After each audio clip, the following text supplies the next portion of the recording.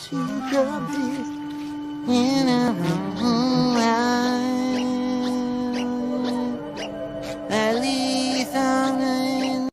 you so much. Very, very nice.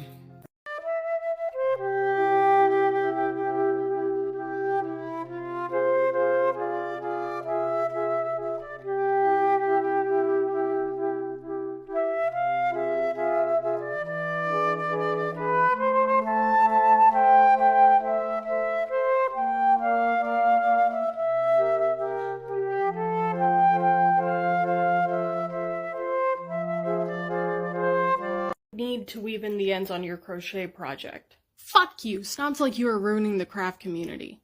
Hi, I'm Beef. I've been crocheting for 18 years. I made this sweater 2 years ago and it's already falling apart. Let's talk about why. I learned how to crochet from my Nana and she is a certified crochet snob.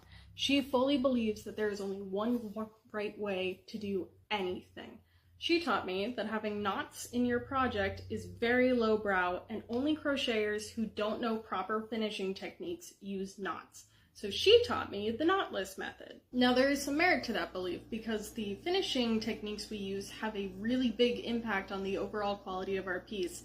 Having an inside that is just as beautiful and cleanly finished as the outside is a really big indicator of quality between a masterpiece and someone who's just starting. So I really do appreciate her trying to teach me these professional finishing skills. But the problem with that is that my Nana didn't make things to be used. She made things mostly for show that would just be hung up or draped and never really touched. So her main priority was having things that are beautiful, but I make things to be used, things that are going to experience a lot of wear and they need to be able to hold up. And unfortunately, this finishing technique, although beautiful and it works in most areas of this project, just doesn't hold up well enough for areas that experience a lot of tension and pulling, which unfortunately the center of every single one of these squares does. Anytime this garment moves, that tugging in every direction is all on the center of that circle. So let me show you what's happening. So here's one, that's how it should look. The center is nice and tight, no gapping. That's a nice sturdy center, and thankfully the majority of these squares look like this. But a lot of them are starting to look like this, where the center is just starting to loosen up. It's still okay, it doesn't look bad, it's not a huge risk, but eventually it'll start to look like this one. You can see there's a lot more gapping. This one's still holding out, but a couple good tugs in any direction and it's gonna wind up looking like this guy. And you can see this one is completely blown out. There's actually a stitch just floating around, not attached to anything. It's separate from the other stitches. That's a big problem. And every single square in this project over time is gonna wind up looking like that one. But thankfully, we can fix this. Working from the inside, I've put my needle through that loose thread and into the next section, and we are just going to pull this extra tail through and pull it all as tight as we can. Now that it's pulled tight, I'm going to tie a knot attached to one of my stitches so that it can't move. Now, even though this knot is currently nice and tight, with just a little bit of pulling, it'll come loose. So if you cut this tail, this can just pop right off. I'm going to weave this tail in, continuing in the same direction as before. And then I'm going to pull it through in the opposite direction. That way, even if it gets pulled one way or the other, it can't just slip right back out. And we're going to continue to work around and weave that thread in until it's completely gone. Then there we go. That thread is completely buried. You can't see it and you can't even see the knot. And that is a nice secure finish. Even if I pull on it any direction, it is not going to come loose. If I had cut my tails when I first made this project, I would not have been able to make these repairs. I still love my Nana's finishing technique and I will continue to use it. I just wish I was better educated before I chose to use it for this particular project. And ultimately, that's what I want for you.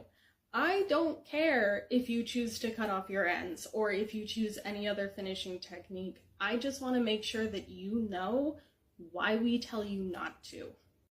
Do you know them? No. But in the club, we all fam. What? In the club, we all fam. In the club, we are all family. Sorry, I thought I saw a wasp. Do you love me too? Excuse me? He is a liar, as you say? Well, absolutely. Why did you work for him? Savannah, slow down. I'm going to ask. He is a liar, as you say? Well, absolutely. Why did you work for him? Savannah, slow down. I'm going to ask. Girl, we've been knowing how to draw. Beatboxing puppy. Huh? I'm in need of more yarn, but instead of buying it new, I'm going to show you how I make it right at home. All you'll need is a cutting mat, a rotary cutter, and an old bed sheet. You can use one you already have or buy one at your local thrift store. Once you've folded your bed sheet a few times in the same direction, you can go ahead and start cutting strips. I usually go for about 2 or 3 inches, and then you can just repeat for the rest of the bed sheet. If you want to fully maximize your fabric, you can go ahead and rip the seam from the top of your bed sheet. You can use this fabric for your yarn as well. And now you're left with your very own yarn. The possibilities are endless. Time to crochet. Girl, we've been knowing how to draw. Beatboxing puppy. Huh? I have to say, finishing a stunning project definitely feels amazing, but it does take a long time. Is there any way to slack off a little? Here's an easy way. Start from the turning point. You can make 4 chains as 2 double crochets. Or you can make the special standing stitch just like me. The method is similar to what I taught before. Just need to repeat the same steps 3 times. If you don't know how to do it, just check out this video. You will learn it easily.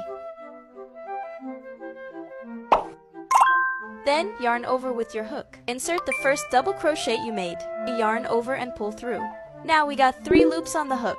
Yarn over and insert into the next stitch.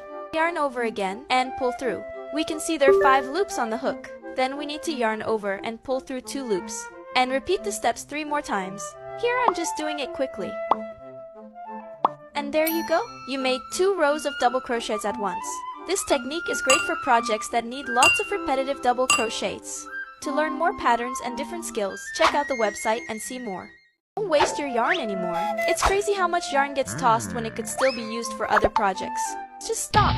Those extra yarns can totally be put to good use if you know how to switch them up. So, let's dive into an easy way. We'll use single crochet as an example. When we need to change yarn here, gently pull your hook out, making sure there's a loop on it. Then, insert the hook through both loops. Take out another yarn with different color. Use your middle finger and thumb to pinch them. Yarn over with your new color and pull it through both loops. Just like that. Insert your hook into the next stitch. Bring the new yarn above the hook and make a single crochet. Yarn over. Pull out the stitch. Yarn over again and pull through both loops. After that, pull out the yarn tail of the original color to make it tighter. And there you go. With this trick, you can change colors as much as you like and create some awesome projects. Plus, if you've got super short pieces of leftover yarn, just collect them. They can be used as filler instead of cotton. To learn more patterns and different skills, check out the website and see more. Which way do I turn the steering wheel? Yeah, I can't tell you how to do it. You just have to know. Yeah, but unfortunately I don't know. All right, let's get back to talking about my outfit. Nobody was talking about that. Which is why I'm trying to get that ball rolling. So how does it look? It's good, right? Bear with me. Bear with me. Bear with me. I mean, it's 1 banana, Michael. What could it cost? $10? You've never actually set foot in a supermarket, have you? I'm a hooker. I have balls, whips, and chains, and I never leave the house without my 9mm. Actually, I don't know how to crochet with a hook. That's not how I learned to do it. My mother taught me to crochet, and she never used a hook. This is the only way I do it. But, you know, thank you. I'm getting all sorts of interesting comments on my videos lately. Welcome to my page.